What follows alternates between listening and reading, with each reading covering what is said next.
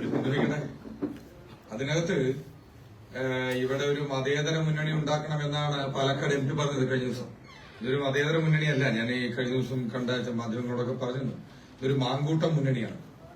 അതായത് സ്വതന്ത്രനായി മത്സരിച്ച ആളല്ല, UDFന്റെ ഭാരവാഹിയായിരുന്നു. അദ്ദേഹത്തിന് സീറ്റ് ലഭിക്കാത്തതുകൊണ്ട് അദ്ദേഹം മത്സരിച്ചാണ്. അദ്ദേഹം നിലവിലൊരു കോൺഗ്രസുകാരനാണ്. കോൺഗ്രസുകാരനായിട്ടുള്ള ഒരാളെ പിന്തുണയ്ക്കുവാൻ CPM തയ്യാറായി മുന്നോട്ട് വരികയാണെങ്കിൽ അത് അവരുടെ അസ്തിത്വത്തിന്റെ തകർച്ചയാണ്. അപ്പൊ അത് അങ്ങനെ അത്തരത്തിൽ CPM മുന്നോട്ട് വരട്ടെ. അപ്പൊ ഇതിനകത്ത് ഇവിടെ പാലക്കാട് നഗരസഭയിൽ ഉണ്ടാക്കാൻ പോകുന്നത് ഒരു അവിശുദ്ധ സഖ്യമാണ്.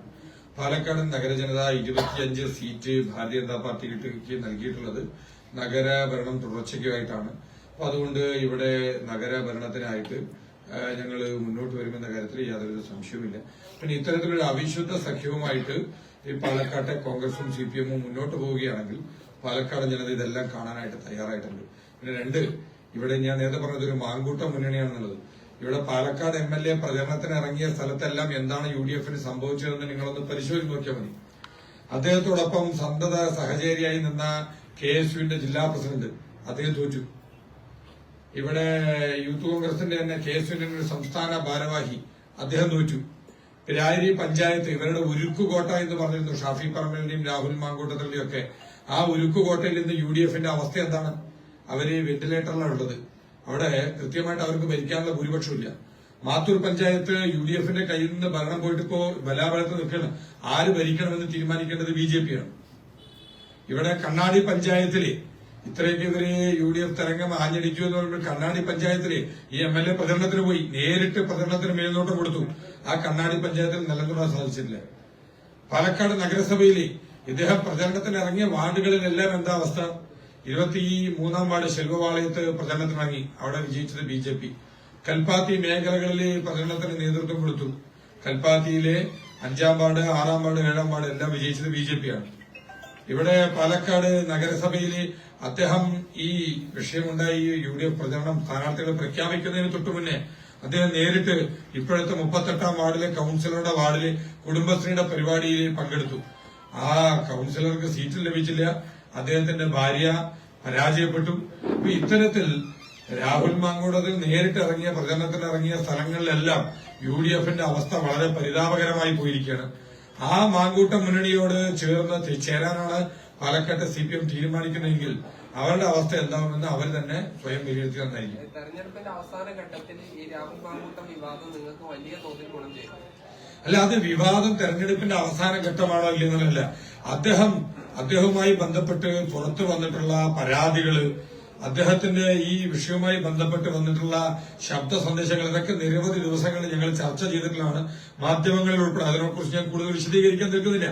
ആ വിഷയത്തിലെ ജനങ്ങൾക്ക് ശക്തമായ പ്രതികരണമുണ്ട്. ആ വിഷയവുമായി ബന്ധപ്പെട്ട് ജനങ്ങള് ഈ UDFന്റെ ക്യാമ്പിനോട് ഏത് രീതിയിലാണ് പ്രതികരിച്ചിട്ടുള്ളത് എന്നുള്ളത് നിങ്ങളൊന്ന് നോക്കിയാൽ കാണാം.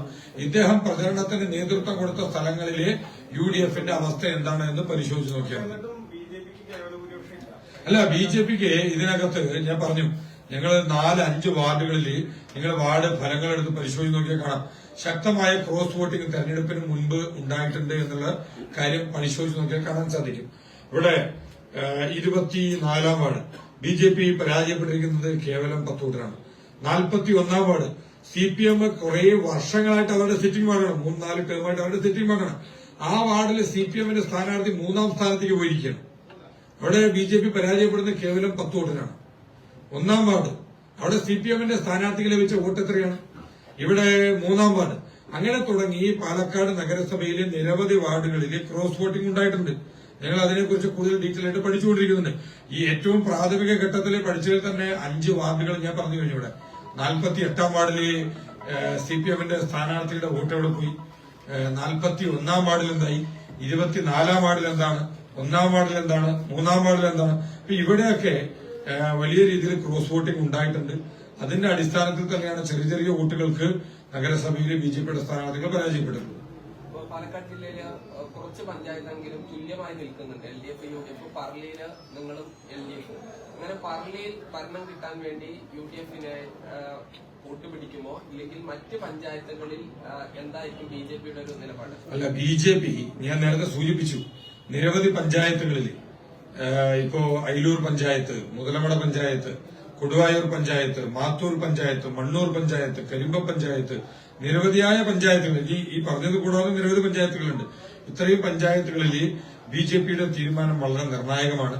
അത് ഒരു പഞ്ചായത്ത് തലത്തിൽ എടുക്കുന്ന തീരുമാനമല്ല. സംസ്ഥാന തലത്തിൽ നമ്മൾ കൃത്യമായിട്ടുള്ള ഇങ്ങനെയുള്ള വിഷയങ്ങളിൽ ഒരു സ്റ്റാൻഡ് ഉണ്ടാവും. ആ വിഷയത്തിൽ അതിന്റെ അടിസ്ഥാനത്തിലായിരിക്കും ഭാരതീയ ജനതാ പാർട്ടി ഈ പഞ്ചായത്തുകളിൽ മുഴുവൻ പാർട്ടിയുടെ നിലപാടെടുക്കുക.